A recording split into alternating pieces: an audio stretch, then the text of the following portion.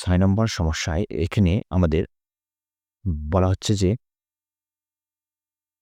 জামাল সাহেব তার বাবার সম্পত্তির ১৮/৭ মালিক।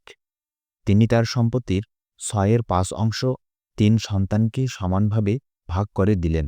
প্রত্যেক সন্তানের সম্পত্তির অংশ বের করো। একজন ব্যক্তি জামাল, যে তার বাবার কাছ থেকে সম্পত্তি পাবে এত অংশ, ১৮/৭। সেই সম্পত্তিরে তিনি তার ৩ সন্তানেরকে দান করে দিলেন, সমানভাবে ভাগ করে দিলেন। কত অংশ ভাগ করে দিলেন? ৬/৫ ভাগ করে দিলেন। এখন আমাদের বের করতে হবে যে প্রত্যেক সন্তান কি পরিমাণ সম্পত্তি পেল বা কত অংশ করে সম্পত্তি পেল। দেখেন, উনি নিজে পাইল হচ্ছে যে ৭/১৮। এখান থেকে উনি দান করলো কত? ৫/৬। তাহলে উনি ১৮/৭ মানে ৭/১৮ এর থেকে কি করলো? দান ভাগ করে দিল। কত ভাগ করে দিল? ৫/৬ এটা দান করে দিল, মানে ভাগ করে দিল। তাহলে এখান থেকে আগে আমরা হিসাবটা বের করি যে তার এক সন্তানে কত করে পেল, মানে ৩ সন্তান মোট কত কি পরিমাণ সম্পত্তি পেল, এই হিসাবটা এখানে আমাদের আগে বের করতে হবে। তো দেখেন, এখন এখানে যদি আমরা একটু হিসাবটা মিলাই, তাহলে এখান থেকে আমাদের ৫ সাথে কত ৩৫, আর নিচে ১৮ আর ৬ গুণ করতে হবে। তাহলে ১৮ আর ৬ দিয়ে গুণ করি, ১৮ গুণন ৬, তাহলে কত আসতেছে? ১০৮।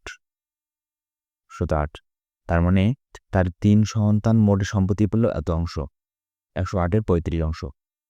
এখন এই সংখ্যাটাকে যদি আমরা আবার ৩ দ্বারা ভাগ দেই, যেহেতু সন্তান ৩ জন, তাহলে ৩ দ্বারা ভাগ দিলে যে ফলাফলটা পাবো সেটা হচ্ছে আমাদের কাঙ্ক্ষিত উত্তর। তো এখন দেখেন পরীক্ষায় আমরা কীভাবে উপস্থাপনাটা করব। দেখেন, পরীক্ষা উপস্থাপন করার জন্য আমরা লিখব যে দেওয়া আছে জামাল সাহেব তার বাবার সম্পত্তির মালিক ১৮/৭। তিনি ৩ সন্তানকে দিলেন তার নিজের সম্পত্তির ৬/৫। তাহলে ৩ সন্তান মোট পেল বাবার সম্পত্তির ১৮/৭ এর ৬/৫ অংশ। ঠিক আছে, এখান থেকে আমরা যদি একটু হিসাব নিকাশ করি, তাহলে এর পরিবর্তে গুণ, মানে এখানে ৭/১৮, এর পরিবর্তে গুণ লেখা যায় আর উপরে ৫ বেশ। ৭ আর ৫ গুণ করলে ৭ গুণন ৫, আর ১৮ আর ৬ গুণ করলে ১৮ গুণন ৬। তাহলে ৫ সাথে ৩৫, ১৮ আর ৬ গুণ করলে ১০৮। তাহলে এখন আমরা লিখতে পারি যে এখন এত অংশ ৩ সন্তানের মধ্যে সমানভাবে ভাগ করে দেওয়া হলো। তাহলে অতএব প্রত্যেক সন্তান পেল, এই সংখ্যাটাকে আমাদের ৩ দ্বারা ভাগ করতে হবে। তাহলে ১০৮-এর ৩৫ ভাগ ৩, তাহলে কী হবে পাবো? দেখেন, ৩৫ ১০৮, এখানে ভাগ চিহ্ন আছে। আচ্ছা, এই ৩টা কোথায় আছে বলেন তো? ৩টা উপরে আছে, তাহলে ৩-এর নিচে কি আছে? ১ আছে। তাহলে এখান থেকে এখন ভাগটাকে যদি আমরা গুণ করে দিই, তাহলে কি ঘটনা ঘটবে? তাহলে ৩৫ ভাগ ১০৮ ভাগকে গুণ করে দিলে ১ উপরে যাবে, আর ৩ কোথায় আসছে? নিচে আসবে।